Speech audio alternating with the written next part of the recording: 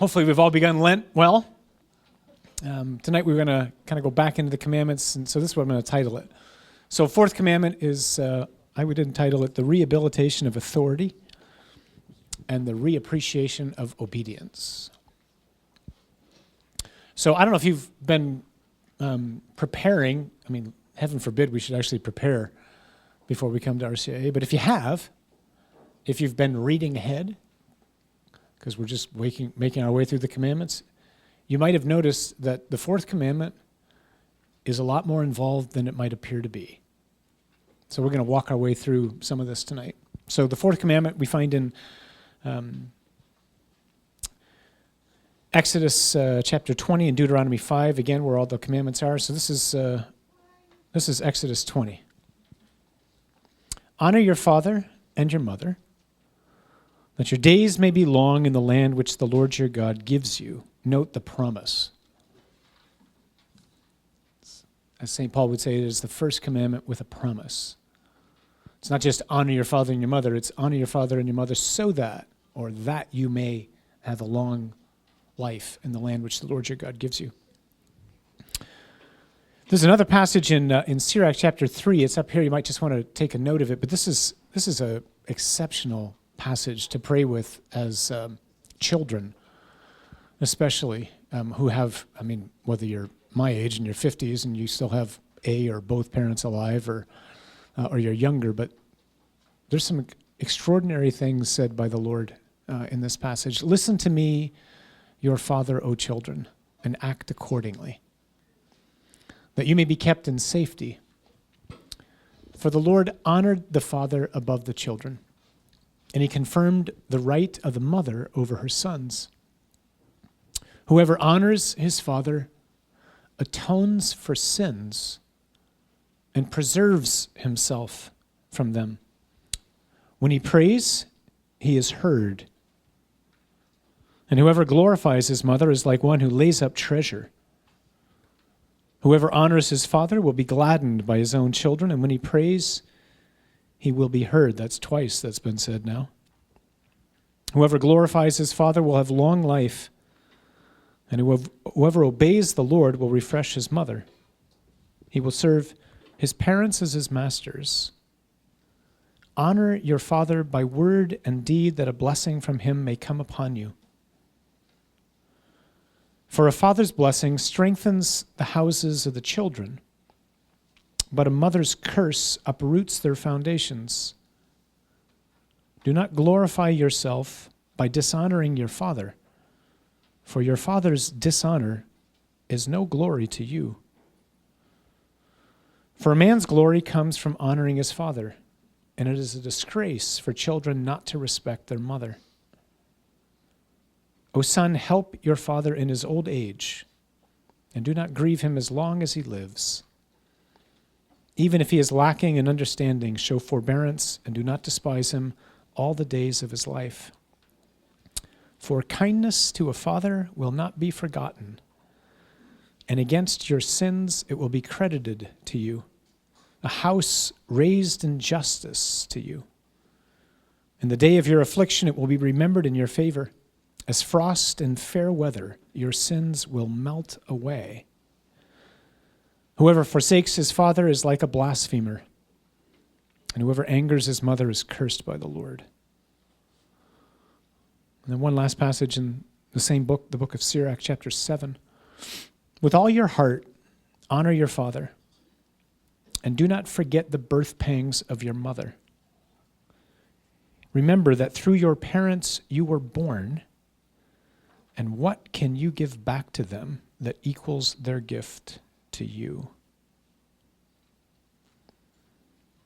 Those are really rich passages to pray with. And the promises that God makes in them are astounding. So unfortunately, we live in a culture that doesn't typically show honor. I often think about this when we get to this commandment. You know, most of us don't experience or hear honoring of other persons on a regular basis. We have negative humor. We have roasting of others. even when it comes time for someone's birthday at work or someone's birthday in the family, or we supposedly want to quote unquote honor somebody in the family, it rarely leaves somebody feeling built up. Instead, because we just don't know how to do this, it's almost, it seems to be anyway.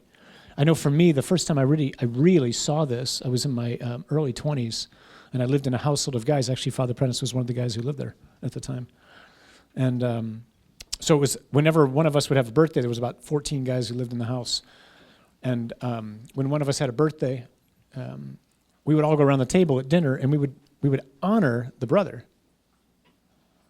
And so each person would just take time saying something to, like, Ken, I just want to tell you, like, I see these things, and these things in you, and gosh, I admire the heck out of that. I wish I had that in myself.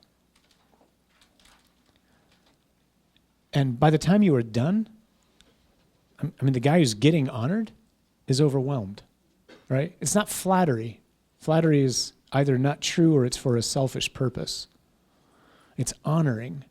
When you got married, if you're married, you promised to love and honor your husband or your wife all the days of your life,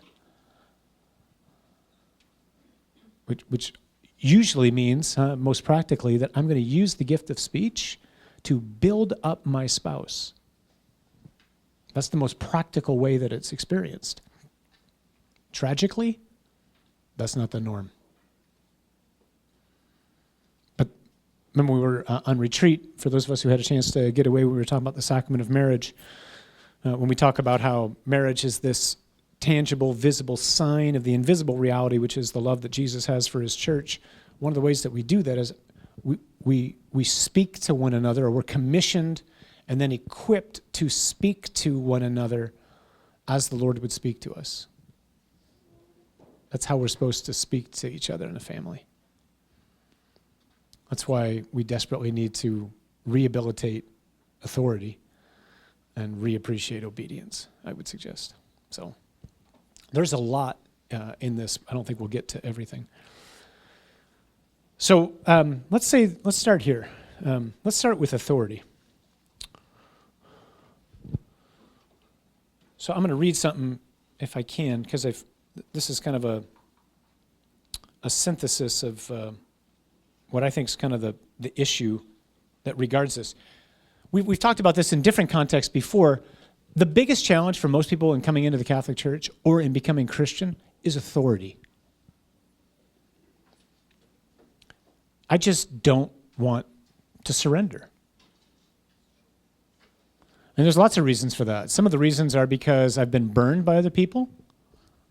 When I have entrusted myself to others, I've gotten hurt. Or I look at examples from history and I go, I don't think those people can be trusted. But the biggest issue is we're all wired to just not surrender because of the fall. So God created us to be in relationship with him. It should be obvious to look at the crucifix and go, I don't think anybody loves me like that. Hey, I'm yours. But we don't do that. We hedge bets. We test God.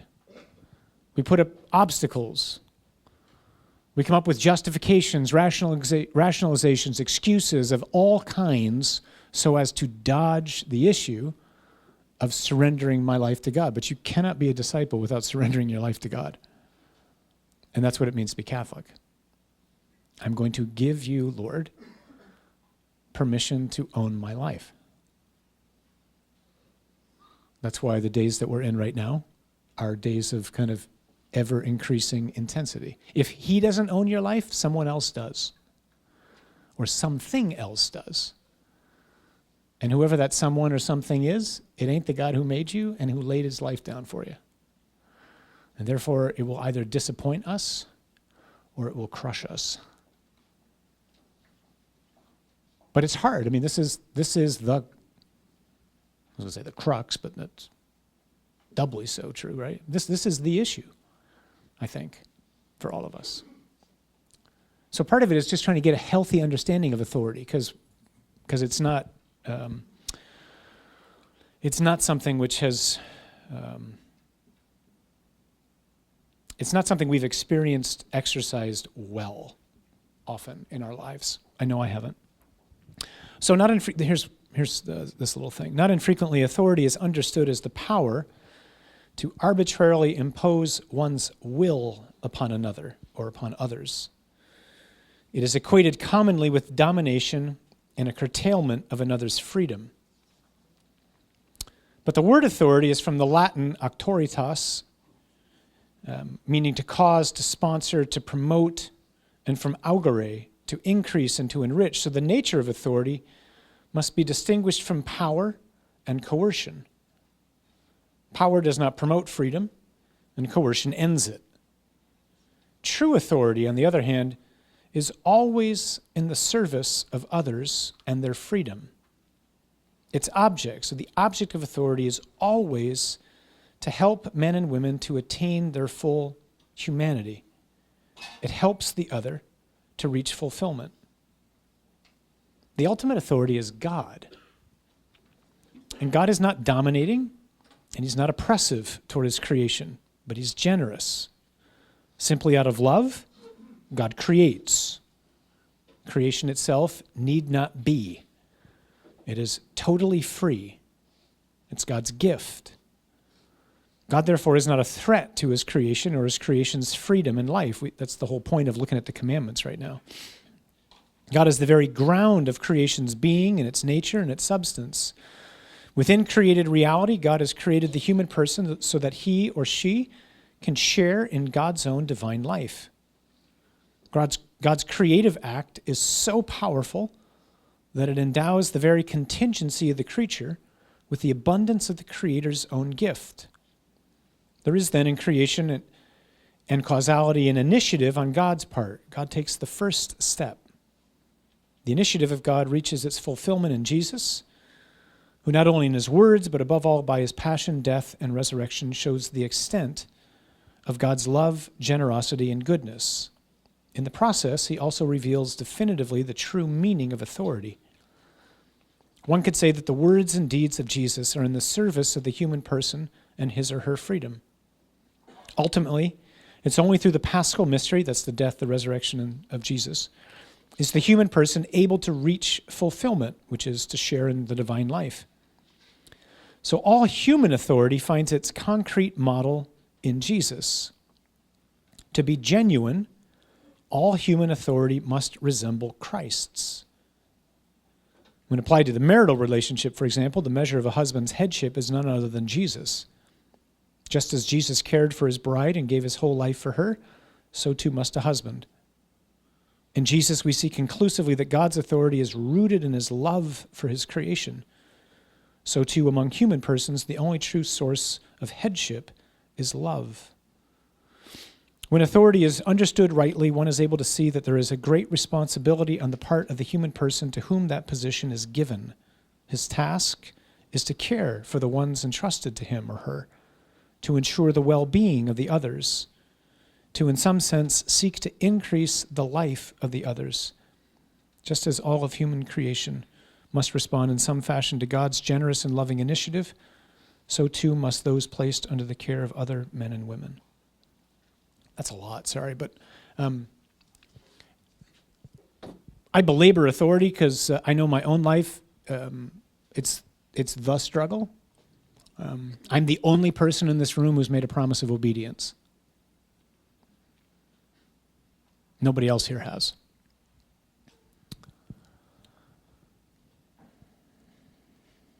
You promised to love and honor your husband and your wife, but I promised obedience to my archbishop and his successor, whoever that will be.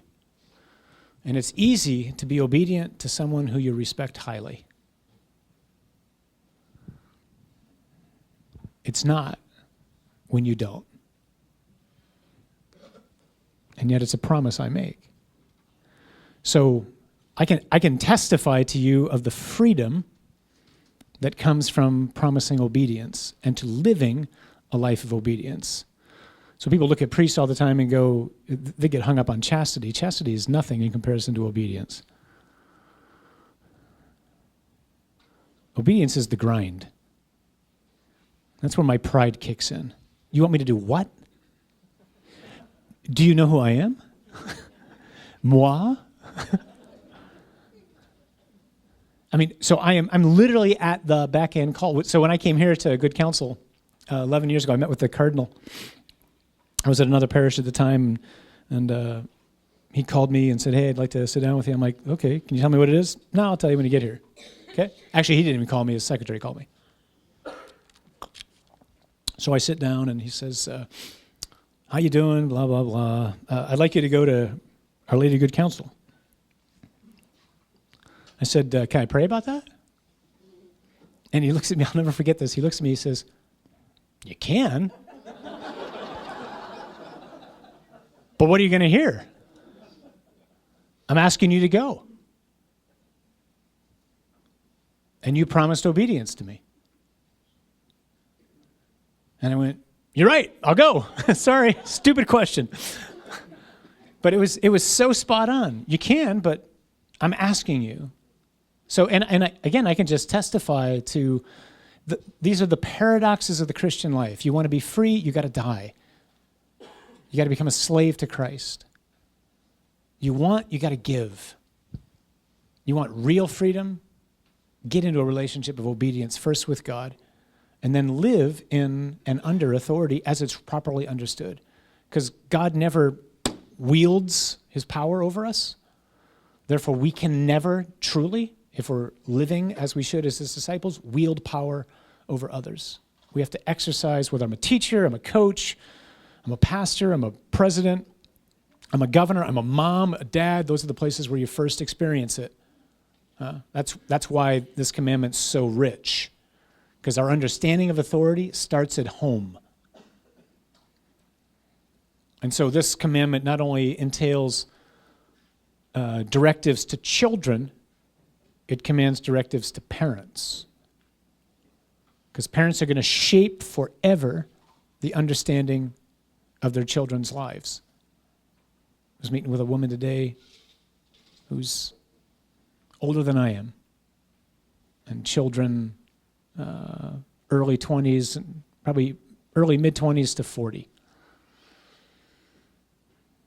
And we were talking about their lives and what's going on in their lives, and they're all experiencing trauma right now, and it all comes from events which happened when they were 6, 8, and 10. And that's the norm.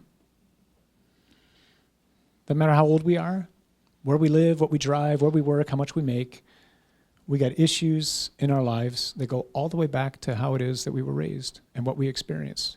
Maybe I had an abusive dad. Maybe I had a deadbeat dad. Maybe I had a domineering mom. Maybe I had a great mom and a great dad. But that experience is irreplaceable. God can compensate for it, praise be Jesus. But it leaves a unique mark.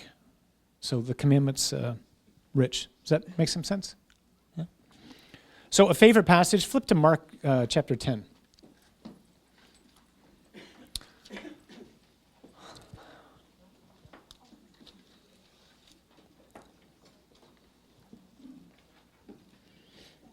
Mark 10, starting in verse 35.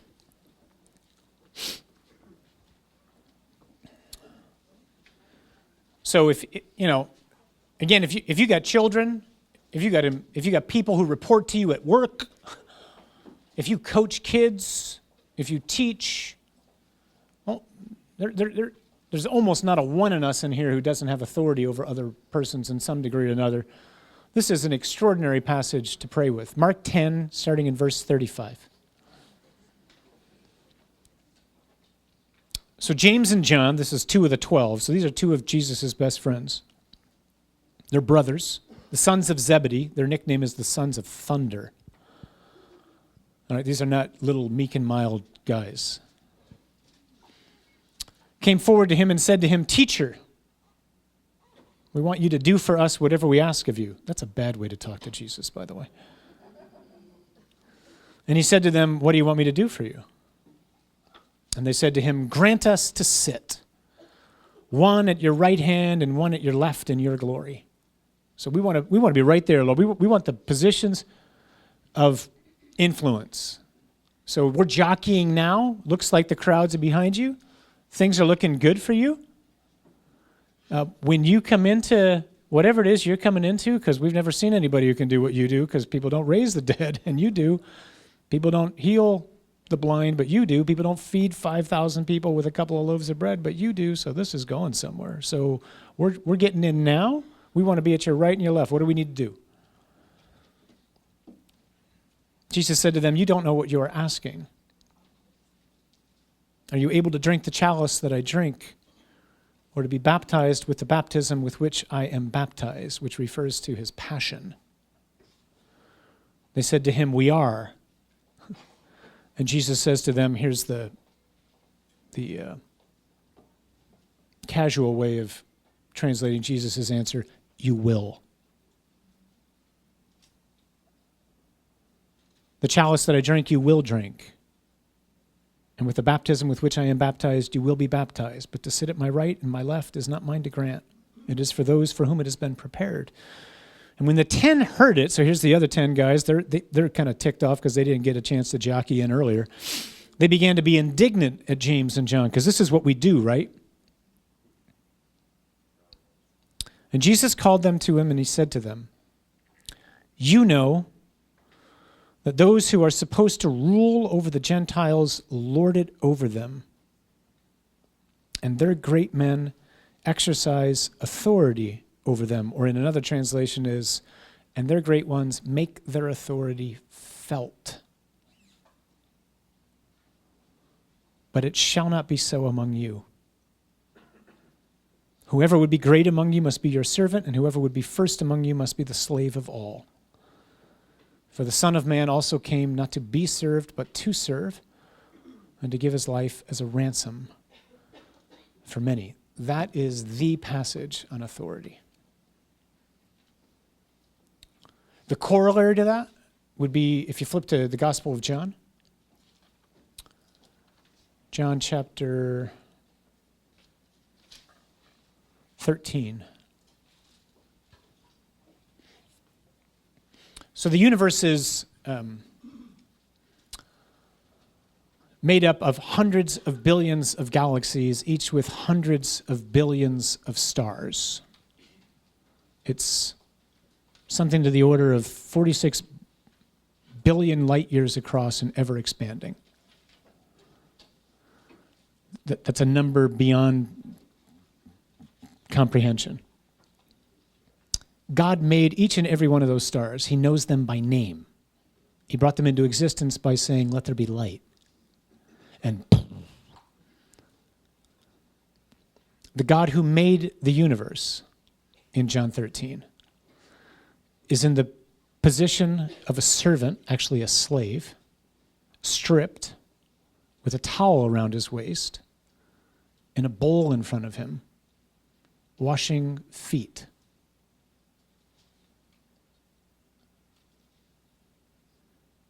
That's authority. One of the most striking things I've seen at several weddings over the last couple of years. After a bride and a groom cut the cake, the bride is placed in a chair, and rather than the tossing of a garter, the husband comes over and washes her feet. Has anybody ever been in a wedding where they've seen that? When you do, you never forget it.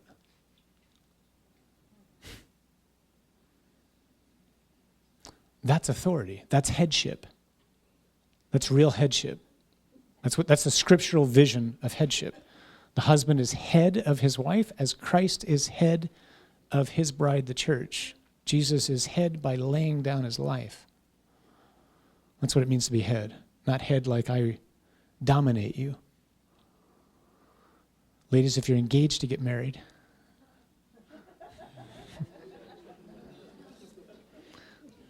and he ain't willing to do that,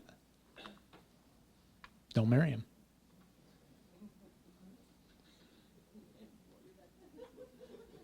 And I mean it. Don't marry him. And guys, if you're engaged to a woman, and you're not willing to do that, then either make a decision you're going to start to do that or end it. The relationship will be painful otherwise. Because that's love. And that's the purpose of authority. And so a husband and a wife are the first persons experience. This is why Christian marriage is so vastly different. Because a man and a woman are supposed to have already encountered the love of God, the authority of God. They know it. And so now they understand this is what I'm entrusted with communicating to the person that I'm marrying. And then if God should bless them with children, now we have a natural extension. We communicate that to our children too. Yes, we're going to civilize barbarians because that's what children are. Right? They're not little angelic cherubs. They're willful little creatures who are developing personalities. But they're willful and rebellious, and they are, right? I mean, like, I am a little snot, and I was worse when I was a child. And my mom and dad had to train me. And some of it took, and some of it didn't. But that's the task of parenting, right? These are not noble savages. These are products that are in desperate need of conversion, transformation,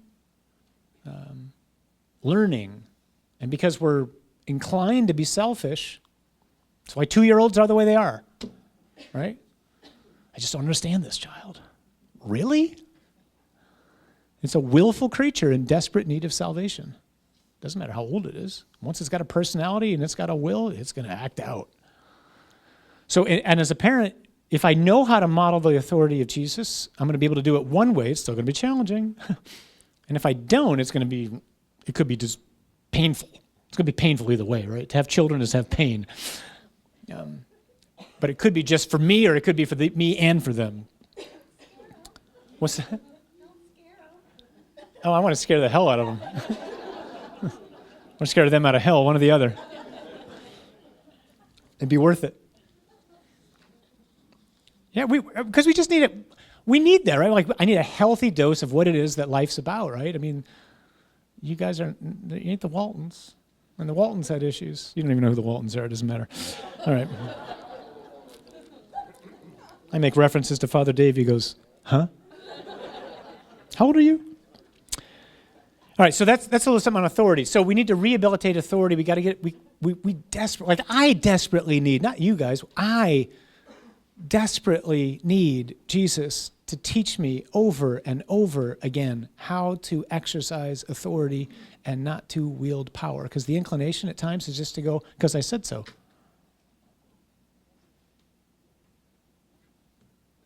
And I'm the pastor. Isn't that too bad? You get a new pastor, maybe he'll be different. But I got to try not to do that. I got to fight that selfish tendency and try to listen and go, okay, let's do this, and here's why. How does that sound? Or to listen and go, I like that. Let's implement that. As opposed to just see that I get to be in charge. St. Augustine once famously said, with you, I'm a sheep. For you, I'm a shepherd. The first one brings me great comfort. The second one scares me, because I will have to give account to the chief shepherd for how I've shepherded. You won't, except for your children. And I know I got a lot to answer for. That's why we just ask people to pray for us, that we would be good shepherds, because it's easy to be a bad parent. Just go ahead, go do whatever. And it's easy to be a bad shepherd. So we need God to rehabilitate our understanding of authority. We also need him to reclaim obedience. And we've talked a lot about obedience now. So obedience not just means to hear from. Jesus is the model of obedience. Jesus' whole life, this is the eternal Son of God, the second person of the Trinity, the one through whom the universe was made. He is obedient. And he's not just obedient to God, he's obedient to Joseph and Mary, which is amazing. Jesus goes home when he's a child, after he leaves Nazareth, or after he leaves the temple in Jerusalem, and he was obedient to his parents. Parents that he created.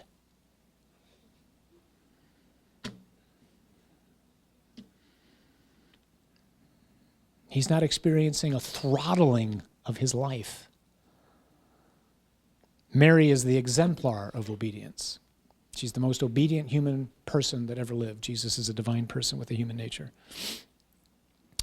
So we want to ask the Lord to help us to live truly a life of both obedience and of authority. Okay, let's look at the commandment itself. So who does this thing involve?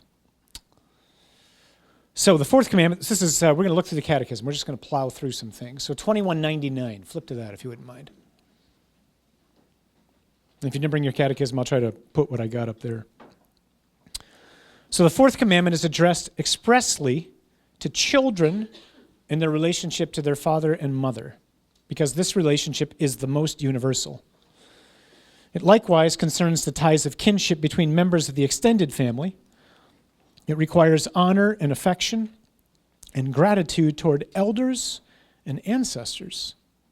Finally, it extends to the duties of pupils to teachers, employees to employers, subordinates to leaders, citizens to their country, and to those who administer or govern it. This commandment includes and presupposes the duties of parents, instructors, teachers, leaders, magistrates, those who govern, all who exercise authority over others or over a community of persons. So it's not just, if it was just to children, it would only be a page, but I mean, the section in the catechism goes on and on and on. I mean, it's from 2196 to 2257. It's far vaster than one would suppose. At least I know it was for me the first time I made my way through the catechism. And there's a promise entailed. So this is 2200. Observing the fourth commandment brings its reward. Honor your father and your mother, that your days may be long in the land which the Lord your God gives you. Respecting this commandment provides, along with spiritual fruits, temporal fruits of peace and prosperity. Conversely, failure to bring it brings great harm to communities and to individuals. I was just in a home not too long ago, and while I was in the home, so I'm there. There was a set of young people in the house, and one of the young persons asked one of their parents a question, didn't like the answer that the parent gave, and just immediately exploded. Like I was standing right there.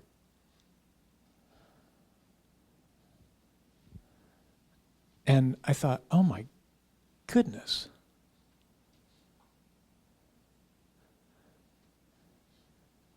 Like this wasn't a 4-year-old exploding. This was a teenager exploding. And those of you with kids at home right now, I mean, this is why we're praying and fasting for families on Wednesdays. The assault in family life is insane. And tragically, our young people are just exposed to so much disorder that they just, whereas once we might have acted out behind my mom and dad's back, I would have, trust me, at most one time would I have done what I saw this child do.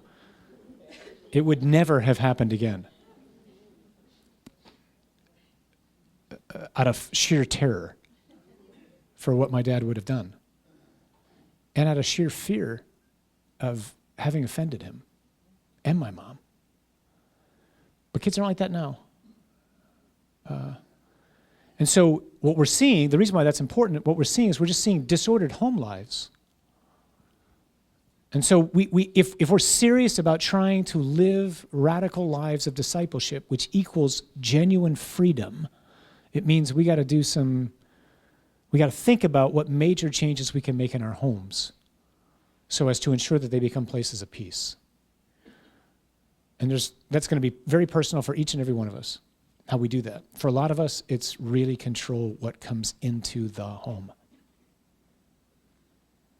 Because so much of what comes into the home via whatever technological source promotes instability and a lack of peace, and not peace and stability. So remember, what God's trying to get at in each of the commandments is, thou shalt not be a slave. I made you for freedom. I made you for happiness. To have a rebellious household is happy for neither the children nor the parents. And as parents, we can take back our homes. We can do that first and foremost by praying and taking authority over our homes. And then by forgetting this whole idea of aspiring to be your child's friend. My dad was not my friend when I was young. But by the time I got into my 20s, he was my best friend. Precisely because he was not my friend when I was a child. But I respected the heck out of him. I knew he loved me. But the idiotic notion of acting like I was his peer was just that, an idiotic notion. And he had a gentle way of reminding me of that. And so, unfortunately, we're not seeing that oftentimes. So, don't take that for more than what it's worth. But we just want to. If we're going to be what God made us to be, and then if we're going to offer something to the world in which we live, which is an attractive leaven, it means looking at our homes and going, what can we do in our homes to make them more peaceful? And I'll more or less promise you, whatever it is you come up with is going to hurt. At least initially. Because it's going to have the feeling of power being wielded when in fact it's not, it's authority. So remember, authority doesn't mean you just let the other person do whatever they want, because that would not be good for them.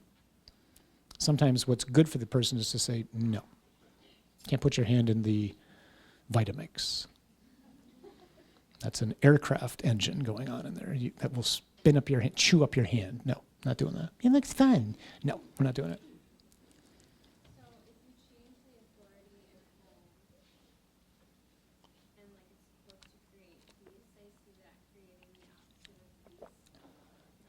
Yeah, so if you try to change authority at home to create peace, it's going to probably first create anything other than peace, right? Right. So that's true. That's why most people don't do anything, because I'm afraid of. So the fear is this is bad, but the effort to make it better looks so Herculean. I'm not even going to try it. So we just don't do it. It's the same in relationships. It's the same for a lot of marriages. The effort to work at this looks so arduous. I'll live with this. I'll settle. So that's what we got now. We got families and marriages that are settling. Ken and Signe can testify to this in their work with married couples and couple prayer. But just the radical transformations that we see in people who go through couple prayer. So they teach a course on how to pray together as a couple, which is, I'll still say this, hands down the most intimate thing you'll ever do with your partner. There's nothing more intimate than to pray with somebody. It's far more intimate than sex, because there's no masks. That's why most couples don't pray together. It's more intimate. But when a couple is willing to take the step and go, okay, you know what, we're going to give this a shot, and they invite God in, awkward as it is at first. I mean, over and over again, we see people's testimonies by the time we get to the conclusion of the course, this saved my marriage from divorce. This totally changed our relationship. Just learning how to pray together. It might have been years of one of them dragging the other or begging the other, will you come to something? And so, I mean, it was work, huh? But by the time they walk out, not always, right? But often, remarkably often, there's fruit. So it's like pruning something, huh? I mean, if you're going to get growth, in a flower or a plant, you got to prune it. Well, if the plant could talk and you're coming at it with shears, it's going to scream, right? But if I don't prune it, it won't grow. It'll get choked, and there'll be no fruit. And so that's how God is with us. He's like, hey, how are you? And he's coming with, except his are like this, And he just starts to cut. And it always hurts. I mean, discipline is painful, but it's for a purpose. I'm sorry, what if it's not the outcome it's intended to be? So you never know how it's going to go, right? You don't get to see that in advance. So the question is, are we doing, especially as a husband and a wife, a mom and a dad, are we convinced this is what it is that God's asking us to do now? You can never know for certain if...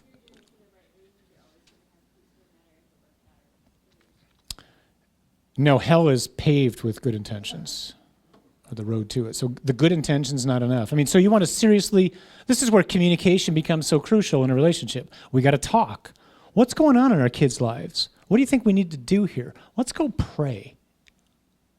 So that scene in Hacksaw Ridge that I love so much when, this medic's on the top of the ridge and his whole battalion is left. They haven't abandoned him. He stayed behind. So they're all gone. He's there. He's in the middle of a battle. He's like the only healthy man still there in the middle of this battle. And he stays there so as to rescue people who are wounded. And before he does anything, he prays. And this is how he prays. He says, what is it you want of me? I don't understand. I can't hear you. That's how he prays. And as soon as he finishes that, he hears a guy out in the battlefield cry out, "Medic, help me." And he goes, "All right." He puts his helmet on and he runs into the battle. He finds the man. That is an extraordinary image for how a husband and a wife should pray for their children. What is it you want? I don't understand. I can't hear you. Show us, Lord, where our son or our daughter is crying. So it's usually what they're not saying, right? Because this is not usually about this, it's about that. I need to know what the that is. And I got to trust as a man or a woman of prayer, because the Lord has entrusted children to parents, that the Lord will help us to see things. That's how I pray for this parish. Like I pray for the parish like a doctor. I mean, that's the image I have when I pray about us. I just try to ask the Lord, Lord, show me where we're healthy and where we're not, so I can know what it is you're asking me to do. And then I try to listen. And then I talk. I talk with those, who I trust, who are around me, who help lead. But that's the image. So that's a parent's task too, huh? That's a husband or a wife's task. Lord, show me what's going on in my wife's life. Show me what's going on in my husband's life. I'm seeing this behavior. I'm hearing these words.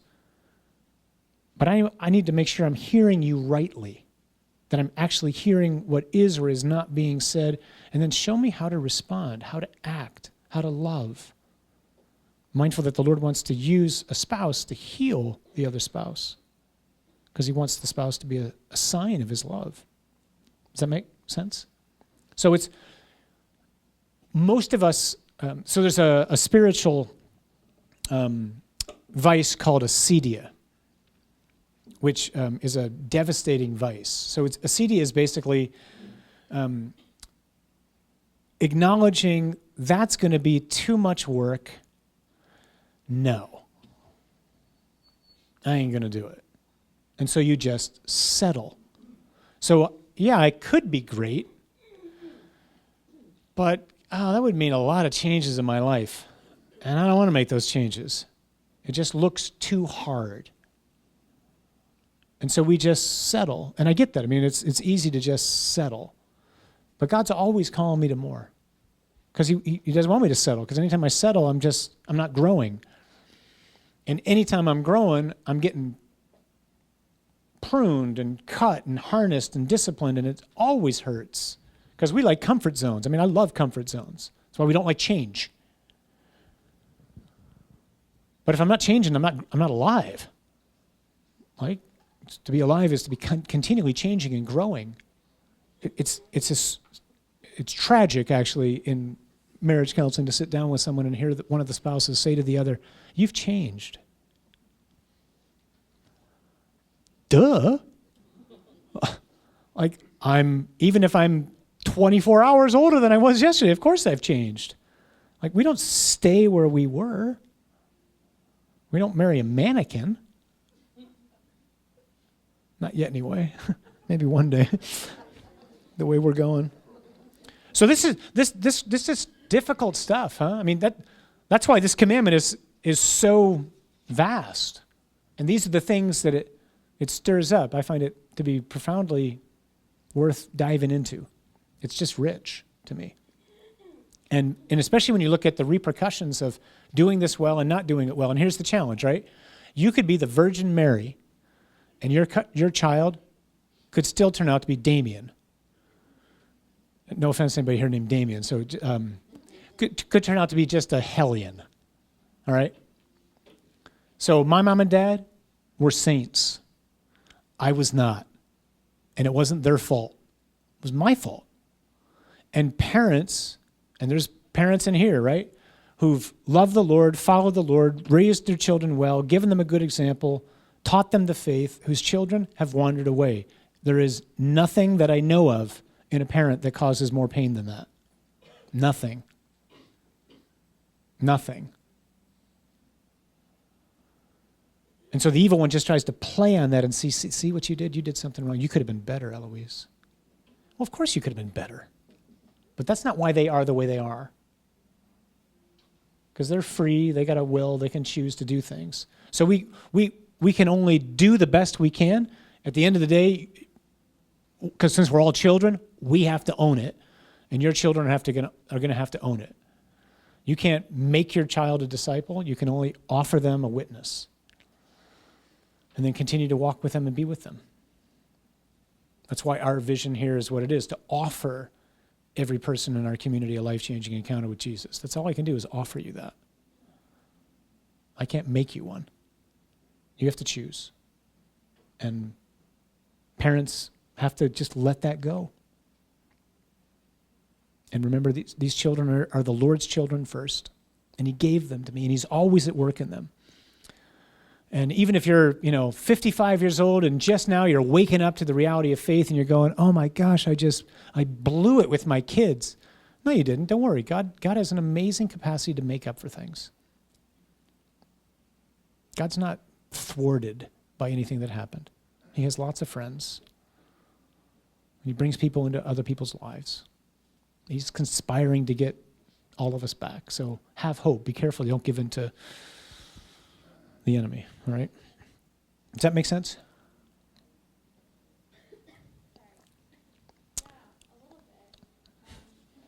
Might make more when you're married.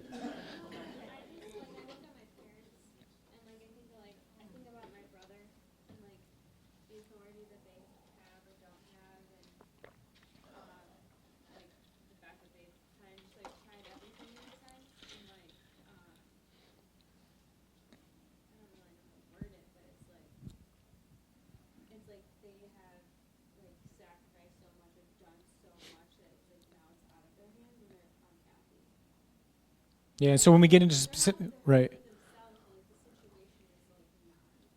and we can get into, once it gets really specific, there's some things that I would say to your dad if he was here, but that's a different story. And so when it gets specific, it gets necessarily more detailed, right? So we have to be careful of that. All right, let's flip quickly to the family. So keep going in the Catechism, 2201. So the family, what is it? Let's look at its origin, its essence, and its end. So its origin, 2201. The conjugal community is established upon the consent of the spouses. Marriage and the family are ordered to the good of the spouses and to the procreation and education of children. The love of the spouses and the begetting of children create among members of the same family personal relationships and primordial responsibilities. So, the origin of the family, leaving aside the fact that God, as I would try to provocatively say, arranges every marriage because he calls man and woman together. The origin is established by consent. So when you guys exchange consent, and then it's consummated, you're husband and wife. But consent is what's at the heart of it. That's why you have to be free to enter into marriage. So I can't be coerced, I can't be pressured, I can't do this because someone's making me do it, and I have to actually have the emotional freedom to be able to give myself to another person, because the essence of this is me being able to say to the other person, I give you myself. I enter into a partnership of life with you. So I have to have self-possession. Some people don't have that or don't have it yet because they have emotional things they might have to work through. That's fine. We'll work through those to hopefully bring them to a point where they're able to say that. But that's what makes the marriage, okay? So the essence, 2202. A man and a woman united in marriage together with their children form a family. This institution is prior to any recognition by public authority, which has an obligation to recognize it. It should be considered the normal reference point by which the different forms of family relationships are to be evaluated. So what the Catechism is simply trying to remind us of here, what the Scriptures are trying to remind us, is in the order of things, so before the state is the family. The state exists for the service of families and communities and the common life. We're seeing that curtailed like crazy right now and attacked like crazy right now. So you bring your 13-year-old daughter in to see a doctor, and your doctor isn't going to tell you what she said to your daughter, because your daughter has rights, and the state's going to protect her from who? From her mother? Whoa. Now we're in trouble. With me? So we're creating an antagonistic relationship within the family. Well, I don't want your mom to know this because she might not like it, but why don't I just give you these? Because, you might get in trouble sometime, so I don't want you to get pregnant, so don't tell her, don't worry. Just take this. And that's normal. And we've just seen the undermining of family. And, by the way, sowed a little lie into a child's head. Your mother doesn't really love you. Which sounds a lot like somebody who said something in the garden.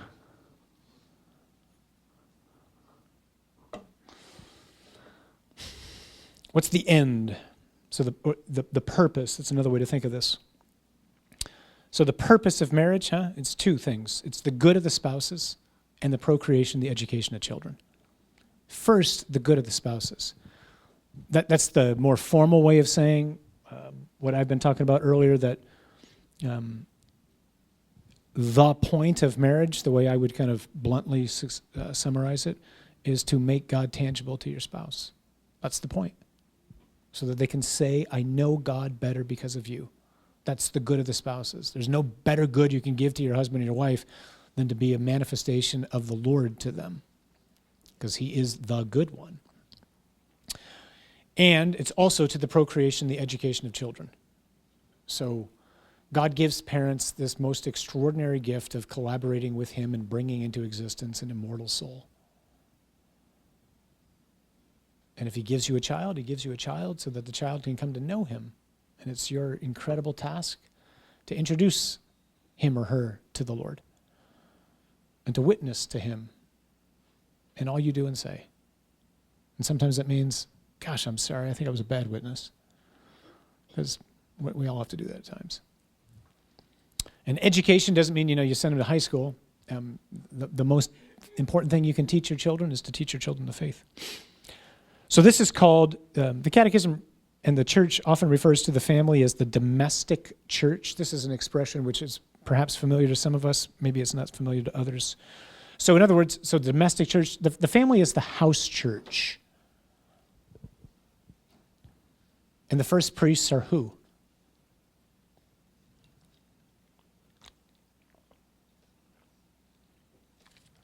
Mom and dad. All right? By baptism, everyone becomes a priest. I'm a priest of a different kind. Before I was this kind of priest, I was that kind of priest. So everybody in here who's baptized and everybody who's going to be baptized is a priest. Priests do one main thing. They offer sacrifices. So it's a parent's incredible gift and responsibility to exercise that authority in the home and to turn the home into a house church. Meaning here's the place where we encounter love, where we encounter God, where we encounter mercy, where we learn how to serve, where we learn how to ask for forgiveness, where we forgive, where we give, all those things. That's what the house is supposed to be. As opposed to, we do our stuff here and then we go to the church and this is a completely different world. No. What we do at the house is just supposed to prepare for what we do when we get into the church. It should be normal by that point. It's where we learned how to worship. It's not the norm all the time, I know. All right, let me fly through a couple things.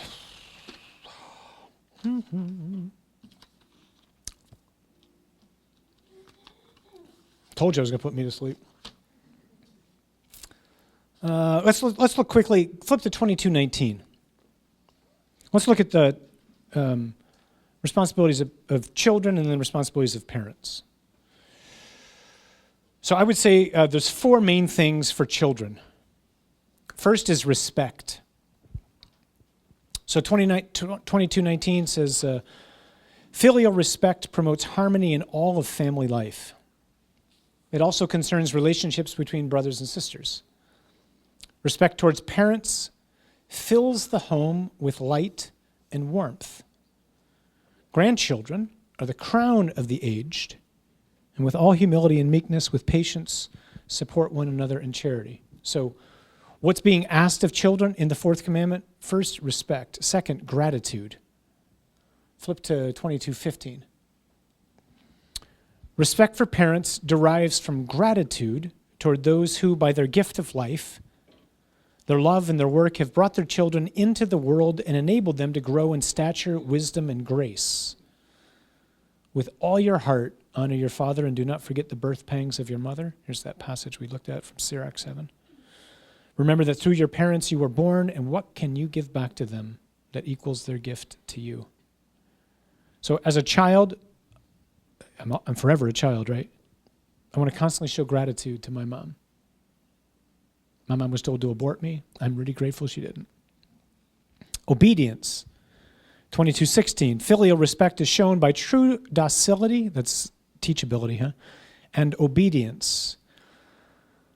My son, keep your father's commandment and forsake not your mother's teaching. When you walk, they will lead you. When you lie down, they will watch over you. And when you awake, they will talk to you. A wise son hears his father's instruction, but a scoffer does not listen to rebuke. And then lastly, kind of helping us understand obedience, especially as someone gets older, the last thing that's entailed is support. So the fourth commandment, this is 22:18, reminds grown children of their responsibility toward their parents. As much as they can, they must give them material and moral support in old age and in times of illness, loneliness, or distress. Jesus recalls this duty of gratitude. So once I've left the home, I'm not obedient anymore. So long as I'm in my house, my mom and dad's house, I'm obedient. So parents come to me all the time and go, my child doesn't want to go to Mass. What do I do? Well, I don't know. Your kid want to go to school? Probably not. At least some days. Do you say, oh, okay, why don't you just stay home? Like, you love your kid, right? So I appreciate you want to go to school. You're going to school. Like, put your clothes on, go. So you live in our house? This is what we do in our house. And you have my absolute permission to not be okay with that. I'm fine if you're mad at me. It's okay. Because I'm not trying to be your friend right now. So it's fine. Oh, Dad. That's okay. Your opinion of me right now doesn't matter. You are a barbarian, and I am trying to civilize you. You little pirate. Take the eye patch off and go get your clothes on. But I'm amazed how many times parents ask that question. What should we do? Well, you wouldn't let your kid eat chocolate all day long. Hopefully. Or drink lighter fluid. Oh, they really like the taste, though. Like,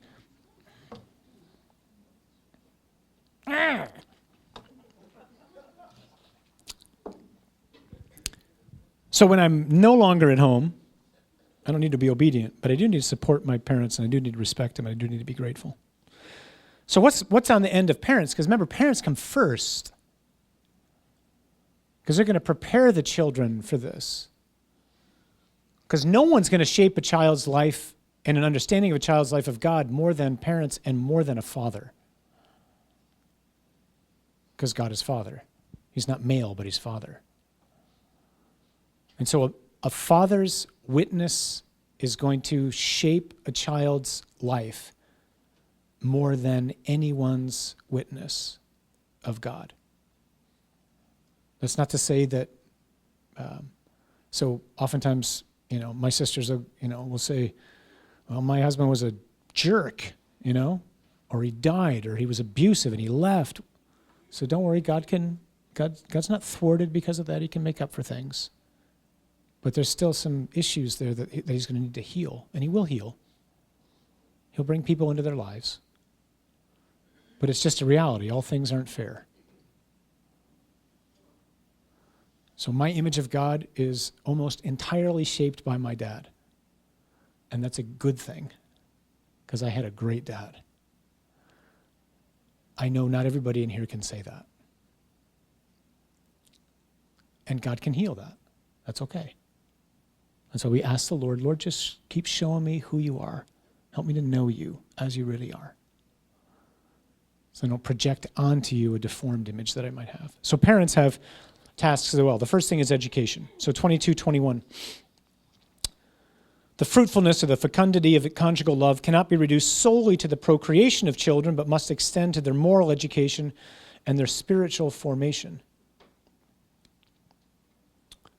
The role of parents in education is of such importance that it is almost impossible to provide an adequate substitute.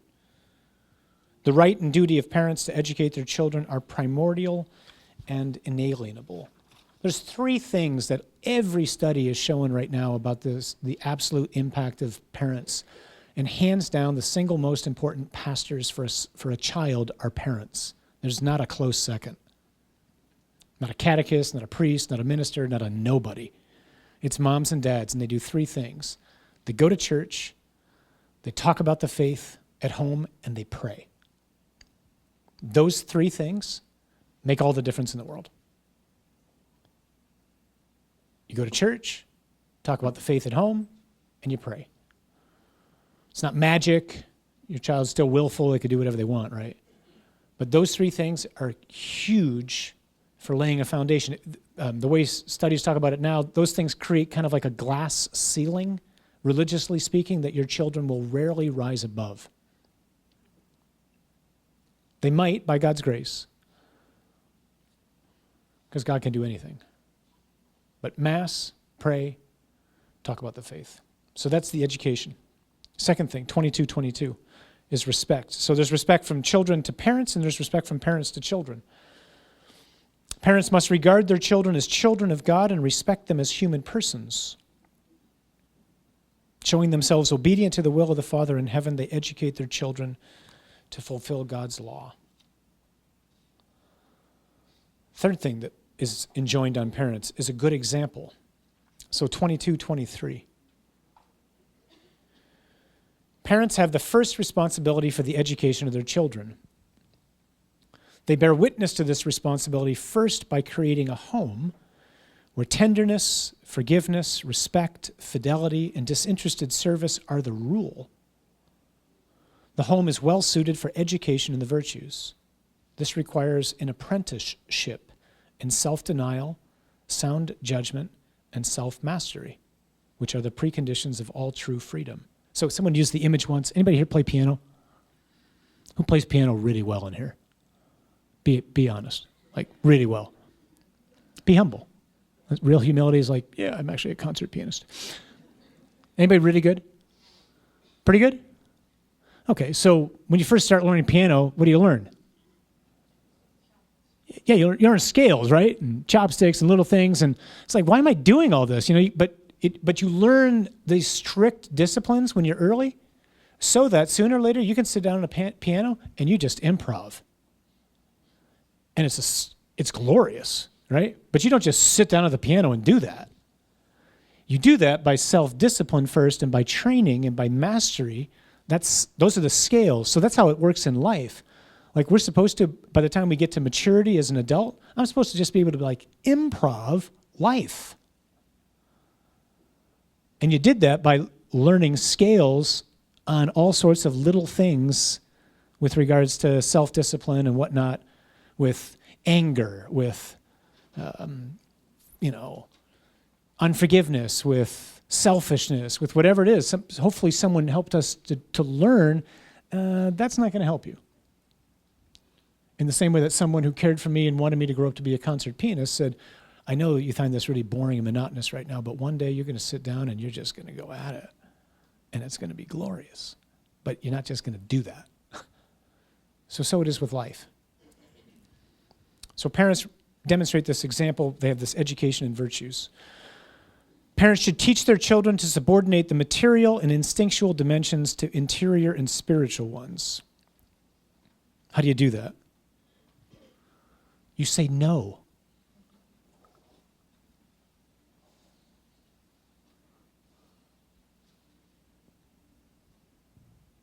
And that's hard. But you say no. Dad, can I have that? And because I'm a child, and I know my dad's buttons to push, I know sooner or later my dad will be so annoyed by me keep going, can I, Dad, can I get that? Can I have that? And because he's so exhausted by my nagging, he just goes, fine, if it will shut you up, you can have it. He didn't say that, but that's the mentality of it oftentimes, right? So it's like, here. When actually the best thing for me would have been, no, and it's okay, you can just keep talking. I'm going to put my headphones in right now so you can't hear me. I can't hear you, although he didn't have headphones back then. Parents have a grave responsibility to give good example to their children. A grave responsibility. By knowing how to acknowledge their own failings to their children, parents will be better able to guide and correct them. So a great thing, like on the rare occasions when my mom and dad did something they shouldn't have done, they actually asked, us to forgive them. That happened like maybe once. But we never forgot it. Because they came to us and said something. And so I knew they had hurt us.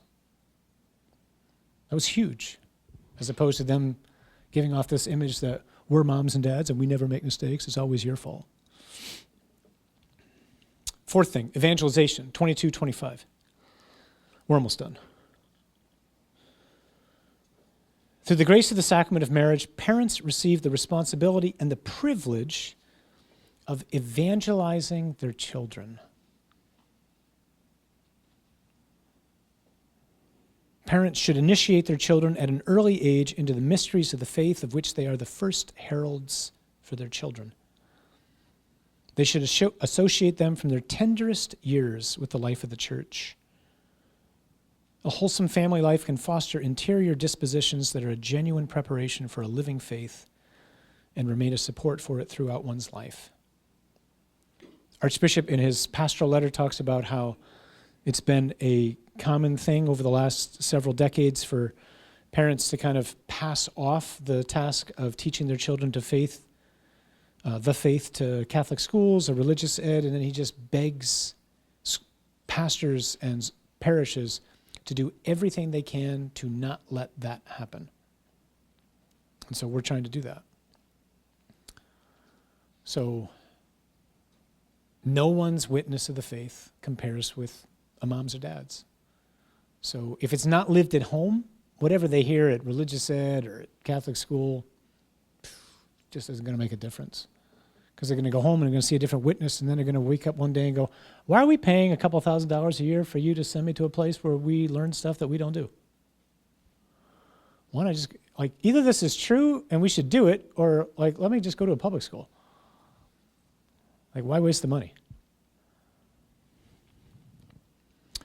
Fourth thing, and then there's one more after this. Fourth thing is discipline. So entailed on parents in the fourth commandment is to discipline their children. That's hard, right? But I am, so maybe remember what the word meek means? Yeah, strength under control. So when I was born, I was a wild horse. And my dad had to meek me after he himself got meeked. My dad's nickname at work was the flamethrower. He got meeked later in life. I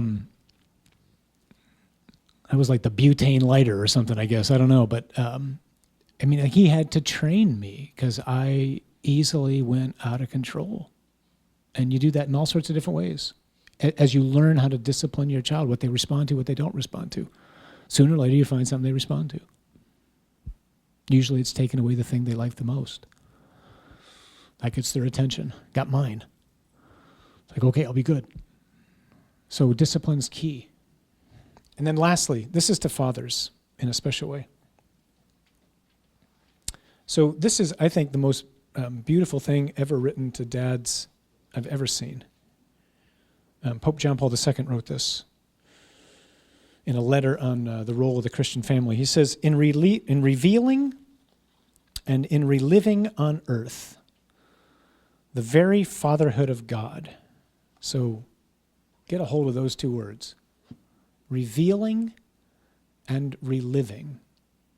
How many people in here are dads? Okay, brothers, this is after your relationship to your wife, this is your primary task in life. To reveal and relive God's fatherhood.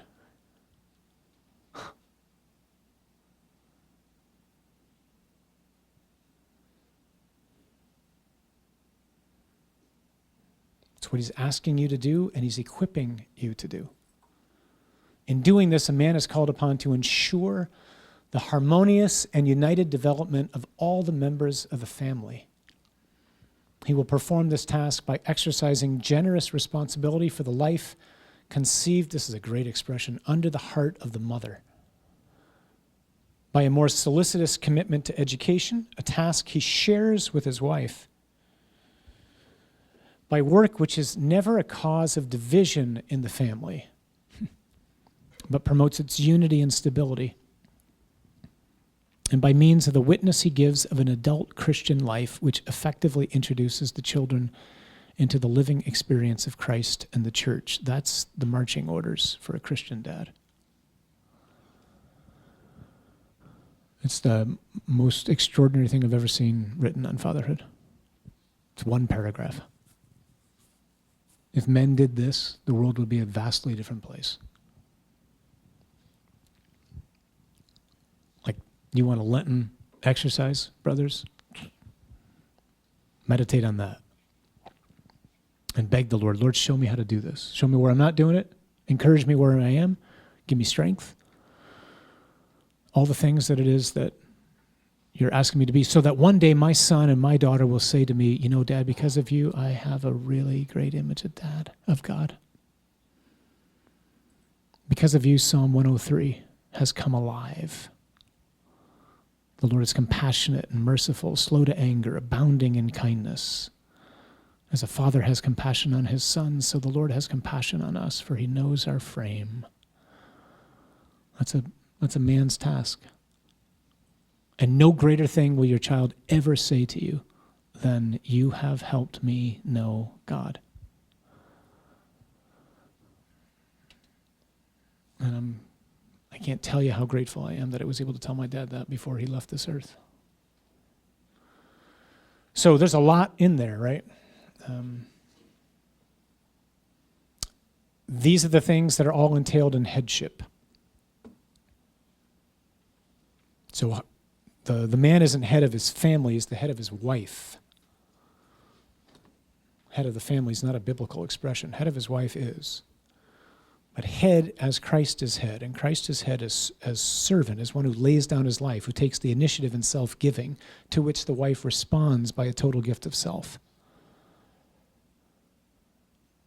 And when a man learns to do that, and a woman can surrender to that, and you got harmony there, then you just got this remarkably peaceful home in which children can grow. They're still going to be difficult, but it's a different home. And no matter where we might be right now in our relationships, we can still do this. Because that's the power of grace. Power of grace is this can bust into our family right now, tonight. Even if my spouse is dead, left the house, my kids are whatever age, doesn't matter. Like God's not bound by the past or by circumstances. We invite him in, he brings dead things to life. We just got to ask him and work. So,